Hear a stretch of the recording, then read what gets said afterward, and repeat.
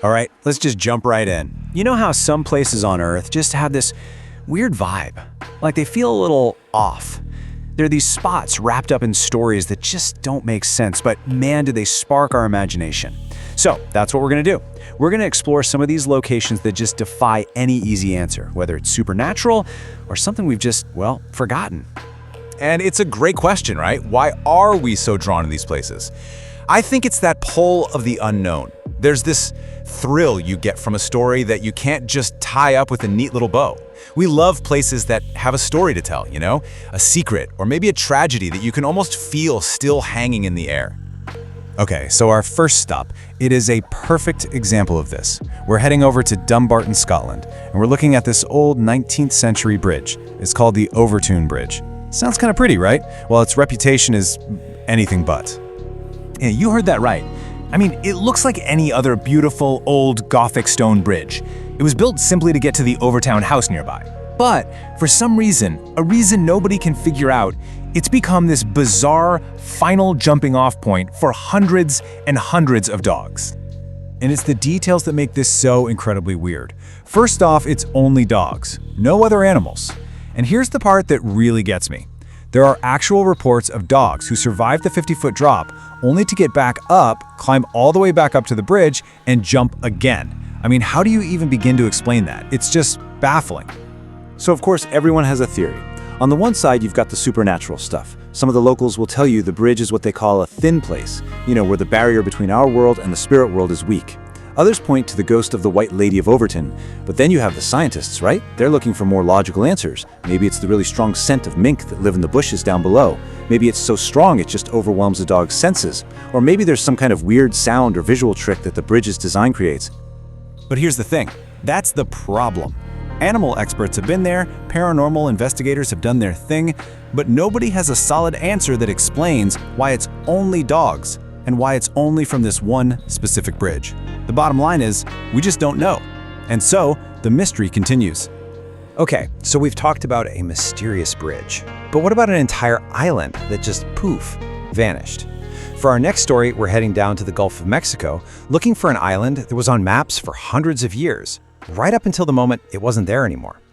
I mean, check this out. For more than 450 years, Bermeja Island was real. It was on the books. Spanish explorers first mapped it way back in 1539.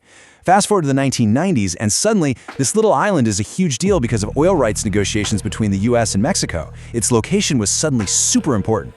So the Mexican government sends out ships to verify its location, and nothing. It's just gone. And this was a huge deal. If Mexico owned Bermeja, it would have massively expanded their territory in the Gulf, giving them control over what could have been gigantic oil fields. So this little island went from being just, a historical dot on a map to something incredibly valuable, literally overnight. I mean, can you imagine being the person who has to write that report? Yeah, the island's not there. After sending out multiple search parties, the official word was, there's just nothing. An island that had been documented since the 1500s had completely disappeared.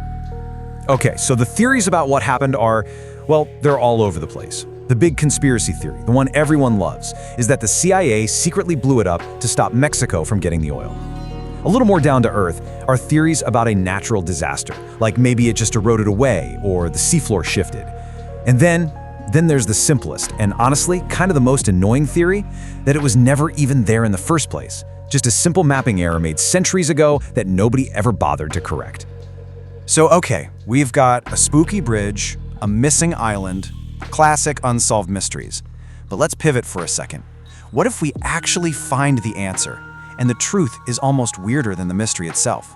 What if the most chilling places aren't the ones we can't explain, but the ones that have stories we've just completely forgotten? For this, we're going deep into the Brazilian rainforest.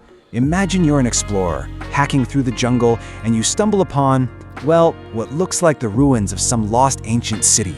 A massive, colossal structure being swallowed by the trees. Just try to picture it. You are miles from anything. No roads, no signs of life, and then, boom, there it is. A giant concrete viaduct soaring more than 130 feet high, stretching for 1,000 feet right into the jungle. It's got tunnels, these huge foundations. It has this feel of being ancient, something totally impossible. It just screams mystery, right? But here's the twist. The truth? It's not ancient at all. This is the Viaduct Petrobras. It's basically a monument to a big dream from the 1960s. See, it was supposed to be part of this huge highway project, but before they could even build the roads to connect to it, Brazil got hit with a massive economic crisis. The project just stopped. The money dried up, and this incredible feat of modern engineering was just left behind, abandoned to the jungle. It became a ruin before anyone ever even got to drive on it.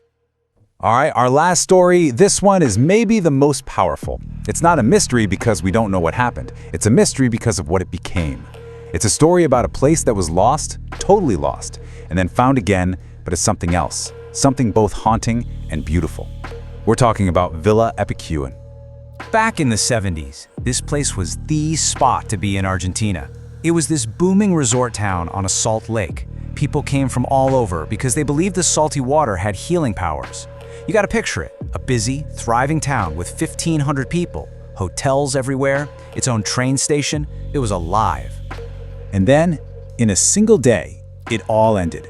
November 10th, 1985. A crazy storm hits, the dam that was protecting the town just gives way, and the water starts pouring in. And it didn't stop. The entire town, every house, every street, vanished under 30 feet of salt water. Just gone. All 1,500 people had to just run, leaving everything behind. And for 25 years, a whole quarter of a century, Villa Epicuén was basically a modern-day Atlantis. It wasn't a town anymore. It was just a memory at the bottom of a lake. An entire community just wiped off the map for 2.5 decades. But then, in 2009, something happened. The weather patterns changed, and the water started to recede. And what came back up was just surreal.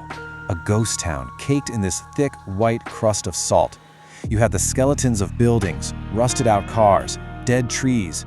It was this landscape that was totally tragic, but also kind of breathtaking. But this is the real heart of the story. Because when the town reemerged from the water, one person came back.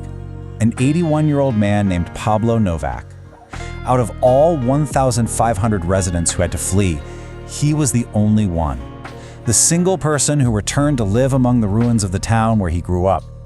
For more than a decade, Pablo was the town's sole survivor, its living memory. He was the keeper of its stories. But sadly, in early 2024, at the age of 93, he passed away. And with him gone, Villa Epicuén became a true ghost town all over again. The very last human link to its past was finally gone.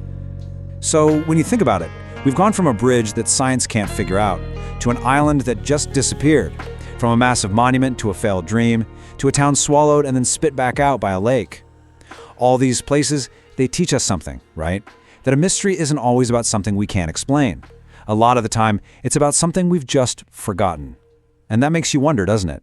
How many of the world's so-called mysteries aren't really supernatural or alien at all, but are just human stories, waiting for us to find them again in the ruins of our own past?